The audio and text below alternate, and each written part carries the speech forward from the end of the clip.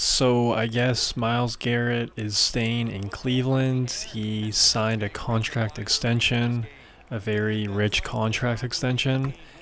Honestly, I'm pretty disappointed by this news.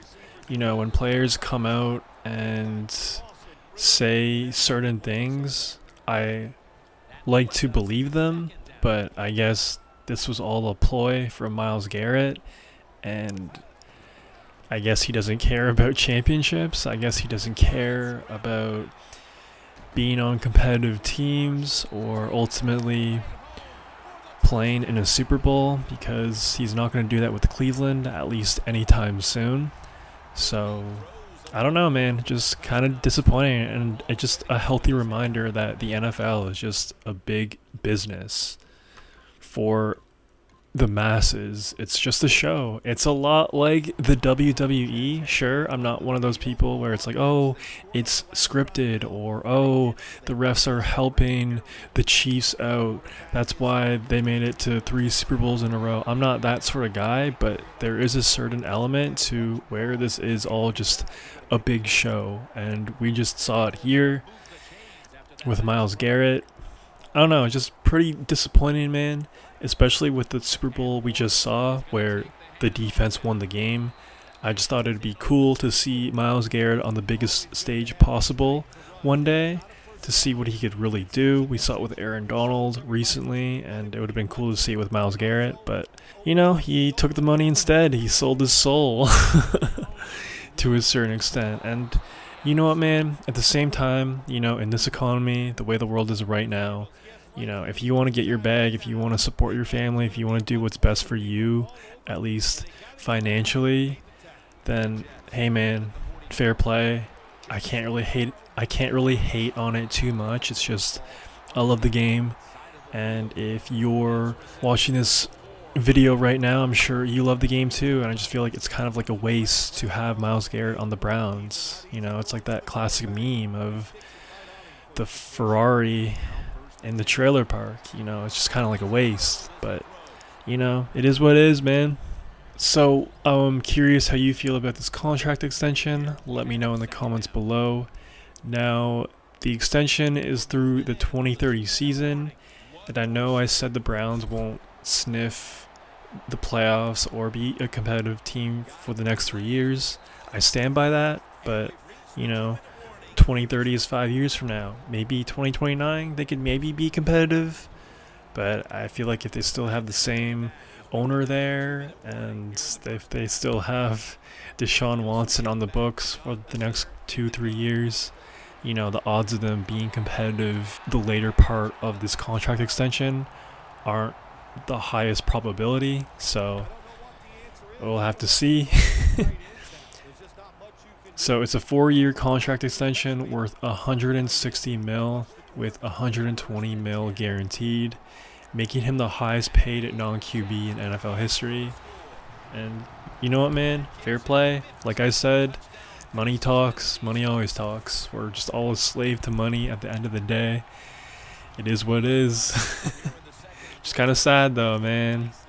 His agent had this to say: Myles had a change of heart, and he's excited to go from Cleveland to Canton and chase a championship in Ohio. So, I mean, yeah, I guess he did have a change of heart to sign the biggest contract in NFL history, essentially. I get it. But to chase a championship in Ohio, I don't know about that. And he probably will be a Hall of Famer one day. Will he be a first ballot? We'll have to see how the rest of his career plays out, but it's looking pretty good for him. So, you know what, man? Joe Thomas was a Hall of Fame player. Now, Myles Garrett is a Hall of Fame player, but let's think about Joe Thomas, man. He never played in a playoff game in Cleveland. Just kind of like a sad way to go out to a certain extent. But, Myles Garrett has had a couple playoff games against the Steelers and the Chiefs.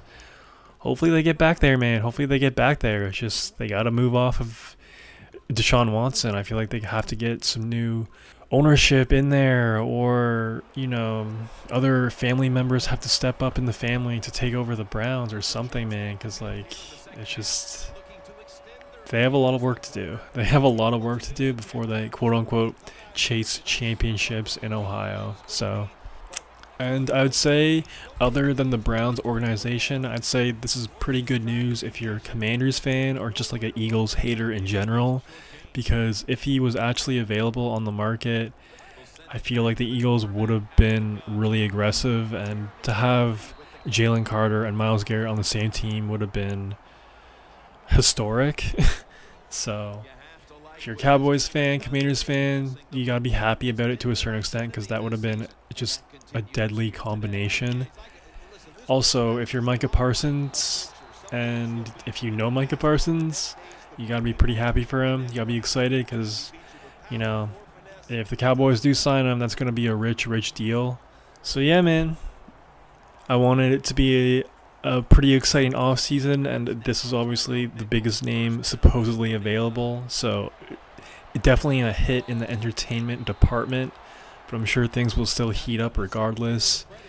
And you know, if you're a Browns fan, let me know how you get this team back on track and back to being competitive.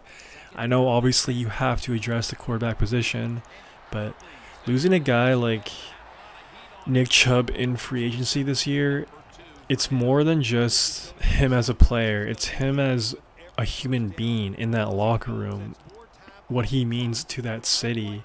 They really have to have a deep culture reset in Cleveland.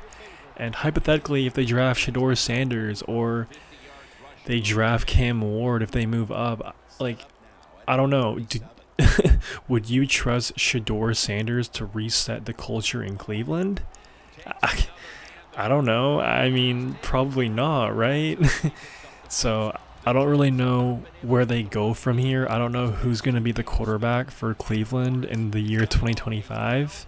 So, Browns fans, let me know in the comments below who you would want the Browns to sign as their QB, or do you want them to draft Shador Sanders or Jackson Dart, perhaps? Again, I know it's such a huge dead cap hit to release Deshaun Watson, but I just think you got to take your losses and just bite the bullet and just do it. Just get him off the team. I've mentioned this several times before, but he's a cancer on the team, not only on the team, but in the stadium on game day, within the entire city of Cleveland. Just get him out of Cleveland, man. That's all I have to say. Until he's off the roster, this team is in purgatory. As far as the 2025 season, I would sign a bridge quarterback, maybe a guy like Justin Fields. You know, you have Jerry Jeudy there. Njoku's still there. I just don't think going after a guy like Sam Darnold is the move. I don't think Shador Sanders is the move either. I think both of those guys would flame out in real ugly ways. So I just think you gotta just ride it out until you get rid of Deshaun Watson, and you ride it out by committing to a bridge quarterback for the short term. So let me know what you think Cleveland should do. Do you like this contract extension? And let me know what you think. If you made this far, please subscribe and like the vid. It'd help out your boy a ton. That's all I got for right now. Peace. The Jets offense tries to continue some momentum, still possessing the football as the final quarter gets underway. The final quarter underway now with this snap. Credit Darrell Washington with that tackle. Nice run that time. When you run the football like this, over a period of time, it's going to wear that defense out. There's no doubt about it. Nice job by the offensive line. The Jets have it at the 24. And it's complete to Marshall.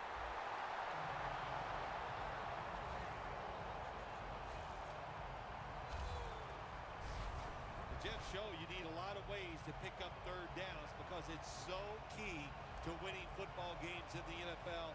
That time they throw the pass and they pick up yards for the first down. Nice situation here for the offense. They're winning the football game. Now they're in the red zone.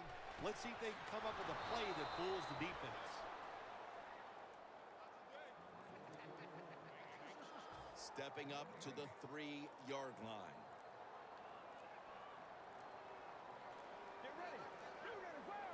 Second and goal from the 3.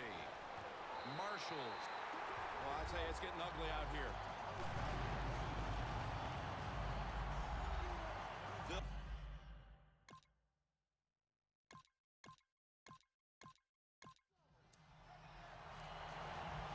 The Jets offense coming back onto the field. It was a good drive for them the last time they had it, all the way down to the end zone for the touchdown. Yeah, you know, in this game, Jim, it's all about momentum. And when you feel you got the momentum on your side, you got to take advantage of it. So now I think it's up to the offensive coordinator to call the right plays.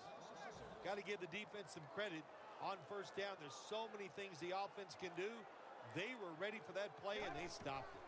The Jets have it at the 29. Wide to the left. Into the open.